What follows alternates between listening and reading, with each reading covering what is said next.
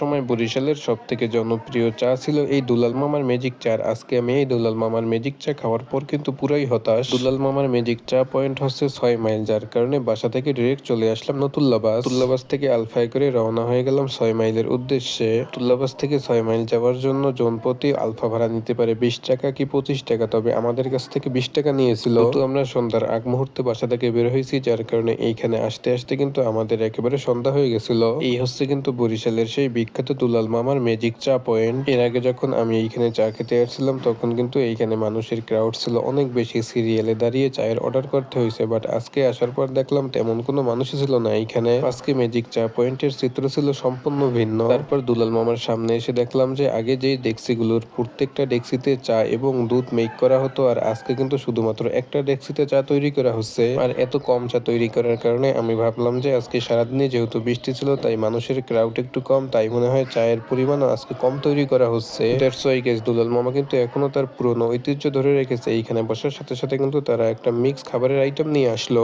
এই মিক্স করা খাবারের আইটেমে ছিল মুড়ি, কালোজিরা, বাদাম, নাড়ু। এই মিক্স খাবারের আইটেমটা কিন্তু আগেও ছিল এইখানে, আর এখনো কিন্তু কেউ আসার সাথে সাথে কিন্তু তার সামনে কিন্তু এই মিক্স খাবারের আইটেমটা নিয়ে আসে। অর্ডার করার সাথে সাথে কিন্তু চা নিয়ে আসলো। এইখানে কিন্তু দুইটা আইটেমের চা বিক্রি করা হয়, একটা হচ্ছে রেগুলার চা আর একটা হচ্ছে মালাই চা। আমি কিন্তু মালাই চা অর্ডার করেছিলাম, আর এইটা হচ্ছে গিয়ে সেই মালাই চা। রেগুলার চায়ের প্রতি কাপ ছিল 30 টাকা আর মালাই চায়ের প্রতি কাপ ছিল 50 টাকা। চাটা মুখে দেওয়ার পর আমার মনটাই খারাপ হয়ে গেল। আগে যেইখানে 1 কাপ মালাই চা খাওয়ার পর আর 1 কাপ খেতে ইচ্ছে করতো, আজকে এই চা মুখে দেওয়ার পর এই চায়ের টেস্ট কিন্তু আমার কাছে মোটেও ভালো লাগেনি। এই 6 মাইলে দুলাল মামার চায়ের জনপ্রিয়তা অনেকটাই কমে গেছে, যেটা আমি আজকে এইখানে আসার পর বুঝতে পারলাম। আর তার চায়ের টেস্টও কিন্তু আগের মতো নেই। That's it guys, thank you so much guys. In the next video, আল্লাহ হাফেজ।